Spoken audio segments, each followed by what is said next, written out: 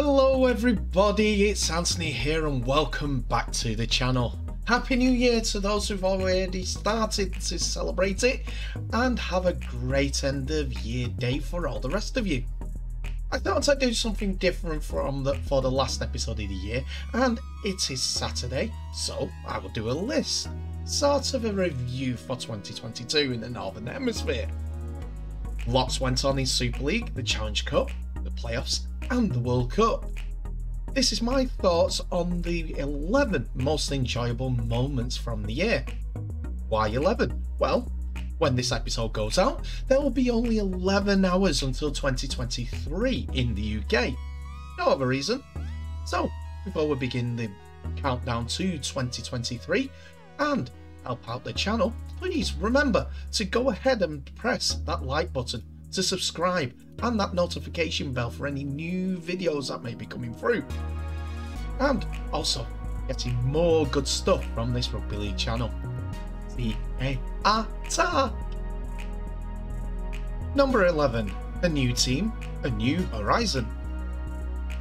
Though this is not the first year where a team from outside the Highlands popped up to make a statement to the Rugby League community, but Cornwall Rugby League competed in its first season in League One. It's happened.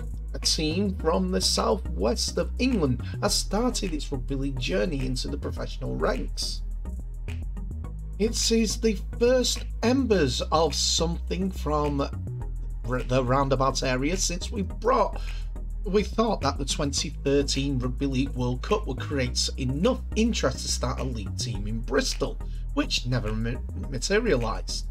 But out of the embers of the proposed two Canadian teams, the Ottawa Aces, the second one should I say, Cornwall were born. The new boys may have fell 62 points to 22 in defeat against fellow expansion club North Wales Crusaders at the beautiful Colwyn Bay, but Matthew Turton made history as the first ever try scorer for the Cornwall club. The club made their maiden and their only win of the season against West Wales Raiders in a 22 points to 4 victory, which helped them finish second bottom in their inaugural year on points difference, above the Raiders, and now are looking forward and looking to grow organically into establishing themselves into a rugby league entity, which will continue in 2023. Number 10. A French revolution. For the first time in Super League history, a new marker was sent down, as there were two teams from outside the British Isles to compete in the Northern Hemisphere's Premiership competition. We had the Catalans Giants come into the league from Perpignan area back in 2007 as part of the franchise model. But in 2022, we saw Super League have the Pink City of Toulouse enter the tournament. This was a big deal for us who want Rugby League to expand before it exhausts its current resources. And with one of Europe's biggest cities having a team in Super League after their 2021 promotion with win in the £1 million game from the Championship. Their season didn't start the best, with star halfback pairing Mark Perella and James Ford both leaving the club before the season even started, to give head coach Sylvain Houlliez a couple of headaches. To begin, they're assaulted on the Super League table. They may have only lasted the season, but with wins against Saints, Wakefield at Magic, and Leeds had them dreaming of Super League survival. But for the late form of Wakefield and the patchy form of Warrington, with their slide down to second bottom, was enough to see TO off. Will they be back for 2024? Never say never. Number 9. Super League games on Channel 4 in the UK. We saw something that has not happened with Rugby League for quite some time, since the early 90s in fact, with the return of Top Flight Rugby League on terrestrial TV in the UK, and it was brilliant. Channel 4 have brought 9 Super League games to the channel, as they had host Adam Hills, who is a PDRL Rugby League player, an Australian comedian, and a TV host of the Channel 4 show The Last Legs. And he led the lineup for a fresh new way of looking at the sport. Whether it was the pundits involved, they had all different types of knowledge amongst them, with Danica Prim, being one of the women's commentators involved in the men's game, with Leon Price, Sam Tompkins popping up, and so many others, like Jodie Cunningham, the St Helens Women's Rugby League player, being part of the team. They were all knowledgeable and insightful into how mentality of the players interact with each other. They also brought fun with them, with Helen Skelton being involved with the Salford girls, commentating, talking with them, having a bit of a laugh as she trips over. Hills and his team brought over an average of 300,000 viewers per match for every Super League game, which include a simulcast with Sky Sports for showing the Saints versus Salford game in the playoff semi-finals. But it was Hill's go-forward attitude with Rugby League, and he brought a catchphrase with him, which has stuck with many Rugby League fans. I love Rugby League, me. Number 8, the Women's Rugby League World Cup participants. In all of the conversations about this year's tournament, it is the most diverse event in sport, and it was proven true with the women's participants took to the field. The first 6 we saw were host England, as well as Australia, New Zealand and Papua New Guinea, with the usual nations seen in Rugby League World Cups, with the likes of the Cook Islands and France both being involved in the tournament. The diversity of nations continued, as we also had 2 new kids on the block, with Brazil Rugby League and Canadian Rugby League both joining in with the fun. They got their chance on day 1 facing England and Papua New Guinea in double headers, and they never looked back. While neither were going to overturn eventual winners Australia, who beat New Zealand in the final at Old Trafford, and in a group that consisted of England, Papua New Guinea, Brazil and Canada, they were the 2 teams in the last game that weren't expected to go out of the group and qualify for the semi-finals, and so it proved. But what they did do was put on the game of the women's tournament, in my opinion, with Canada just getting the win with a last-minute try from Alana Fitz, sealing the deal with a 22-16 victory. Both teams will be back for 2025 in France due to automatic qualification or participation in 2021's World Cup. So what they have tasted so far should leave them craving for more. Number 7, Bevan French, 7 tries. In a year where it looked like French was going to be overshadowed by the new toy for Wigan fans, that being electric heel Jay Field at fullback, on the 15th of July 2022, Bevan French had found his way onto the wing in a game against Hull FC that was slated to be close, thanks in part to April's game, which saw Wigan win 19 points to 18 thanks to a Harry Smith drop goal, and despite Hull FC's form all season being another one that was patchy. French made a mockery of this though, as in the first half he scored 4 tries in that 40 minutes and went on to score 3 more in the second. He was the first man in Super League history to score 7 tries, due to a record that stood since September 2025, which saw Bradford Bulls' Leslie Vinacolo score 6.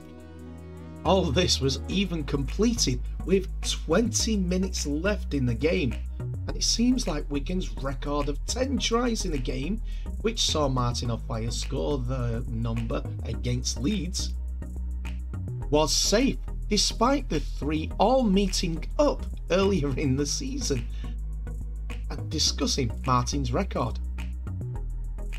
Oh well, Bevan French will have to make do with his Challenge Cup win and his 31 tries this season. I'm sure he's having sleepless nights not hitting that 10. Number 6, from 6th to the brink of the final. Salford Red Devils had another good season in 2022 to set tongues wagging again, despite losing the semi-final against eventual winner St Helens, with some dodgy decisions not going their way. That being said, whether it's the style of rugby played or the players they've been able to pick up, they have surprised a lot of people. Even myself, as I thought they would be closer to, or if not the bottom of the table. Yikes.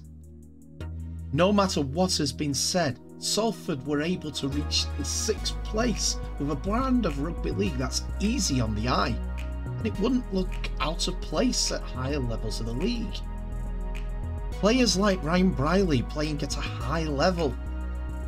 The move of Callum Watkins into the 2nd row seems to be inspired, as he's a leader. That move closer to the middle of the field as well, albeit only one place inside, helps. And 3 players being nominated for the Dream Team, with Ken Seo, who scores tries for fun, and new recruits Tim Lifey and Brodie Croft playing like they're feeling for the love of rugby league again. Also, Brodie Croft being named the Man of Steel due to his influence during the season. Croft may have stood out this season for Salford Red Devils and getting the accolades that he does, but they are just a few of the names that impressed for Paul Rowley's side. And now they look towards the new season. Roll on 2023, hey Salford.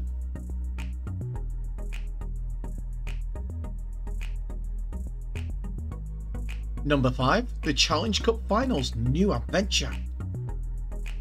As we know, the Challenge Cup has had its home for the final at both Wembleys throughout the years since 1945, and will be again in 2023. But there have been others that have served as the venue for the marquee events in previous years. Places like the RFU base of Twickenham have hosted the Challenge Cup final in 2001. Well, due to scheduling conflicts with Wembley's booking of the stadium, it happened again as the Challenge Cup went on the move in 2022 as the new Tottenham Hotspur Stadium served that function for the RFL this time. The 2 teams that competed in the showpiece final were Wigan Warriors and Huddersfield Giants, and it was the Warriors who came here and came away with the win with the last minute Liam Marshall try, sending the trophy back to Wigan for the 20th time in a 16 points to 14 victory.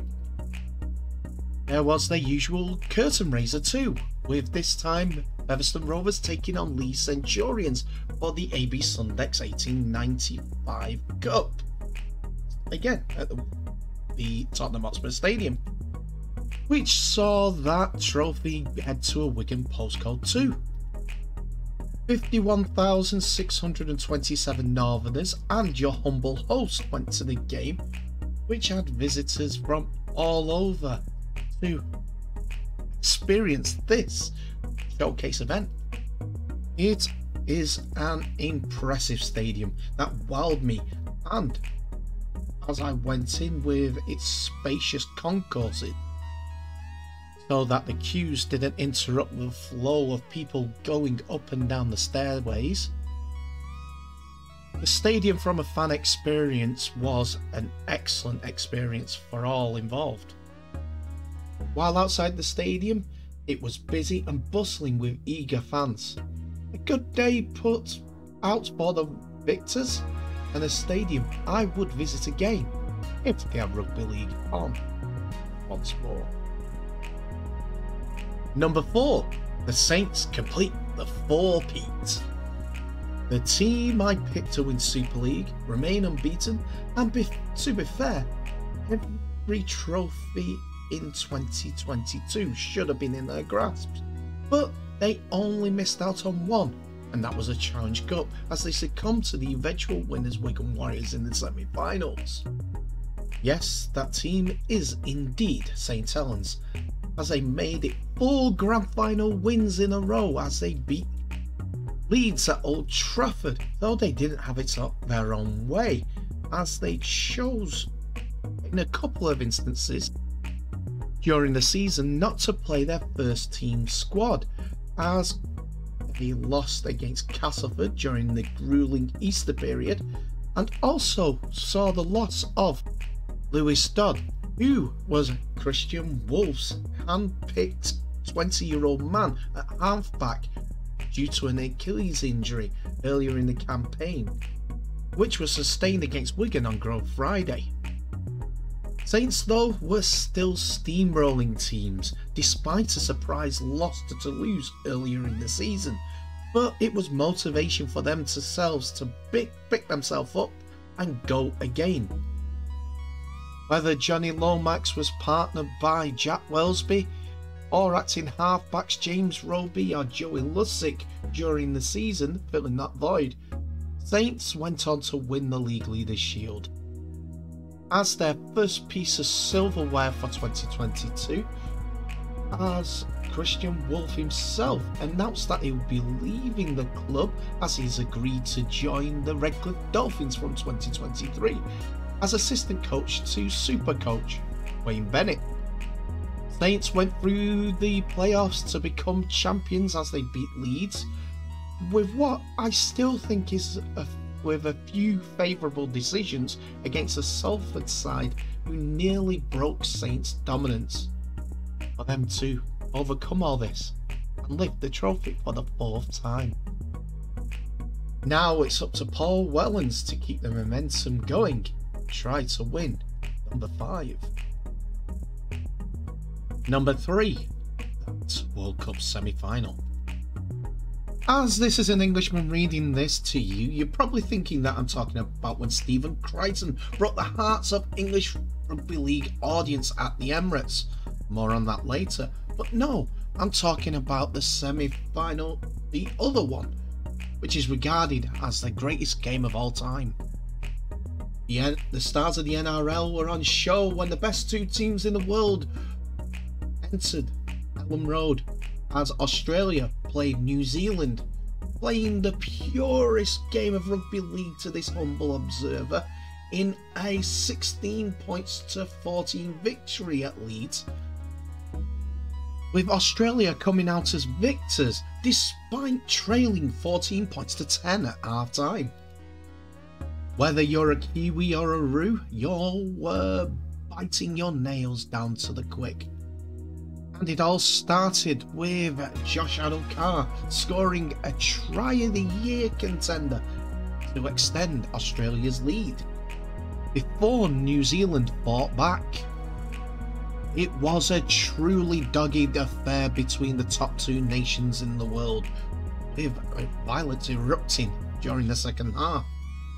But this game was settled in the second half with one converted try from Cameron Murray as he scored an effort underneath the sticks, the only effort of the second half, also after spotting Brandon Smith, who had turned his blood to water in a game that I have watched many times after and loved every minute of it since.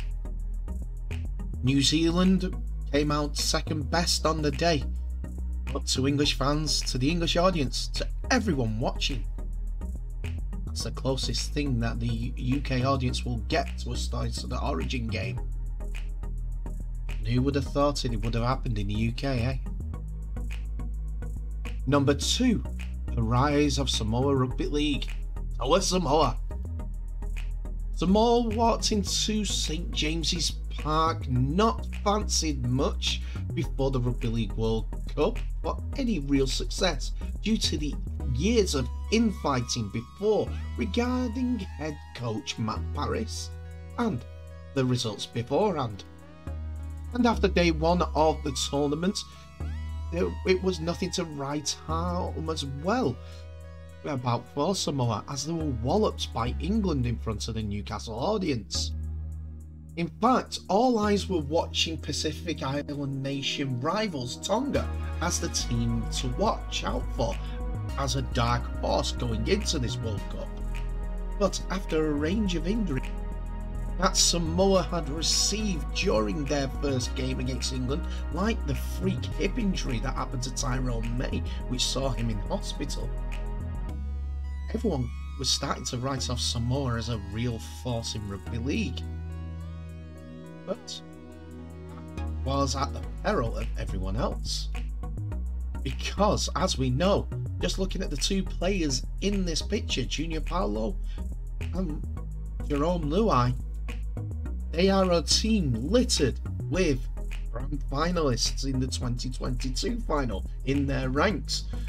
Still, Samoa players led their nation to an epic semi-final goal point victory over host nation England at the home of the Arsenal Football Club, the Emirates Stadium, to go on to the final at Old Trafford against Australia and prove they are a nation to worry about in the years to come, as they indeed have quality, and depth of quality is also able to be seen in the side through the players that they brought into the squad due to those injuries.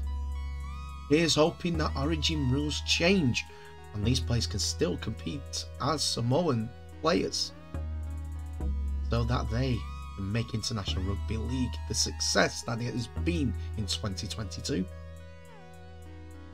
And number 1, what else? The Wheelchair Rugby League World Cup. Wow. I mean, wow. What a sport this is.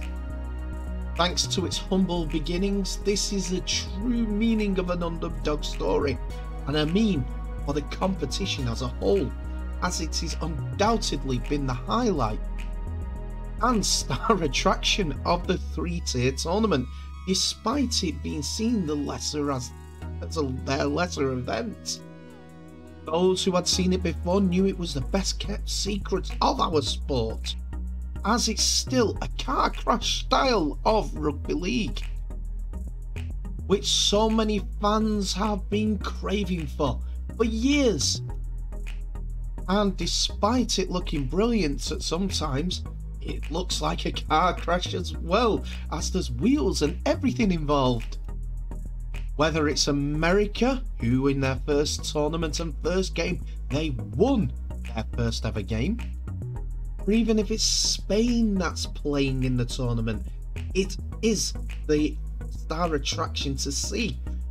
3 World Cup record attendance were broken for the Wheelchair Rugby League with fans in attendance, which the final drew over 4,500 people in attendance at the Manchester Central Arena, which was just piped and draped for the final itself.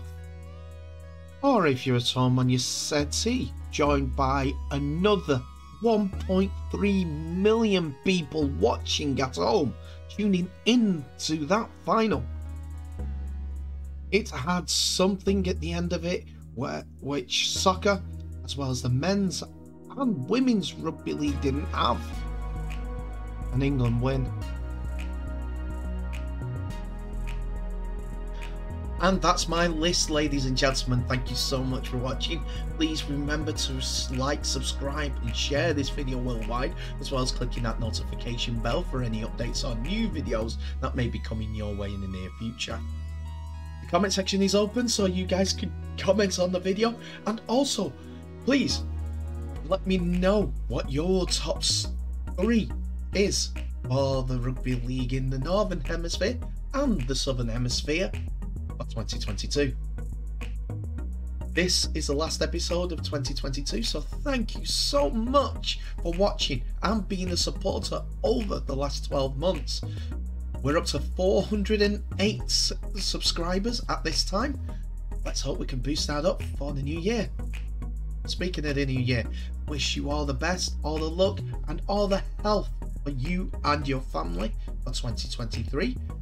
And I also wish you some good rugby league too. Tell me what your thoughts are in the comment section, and also tell me your list if you want. Anyway, thank you so much for watching. I wish you a very festive season, a happy new year, all the best, and I'll see you in the next episode in the new year.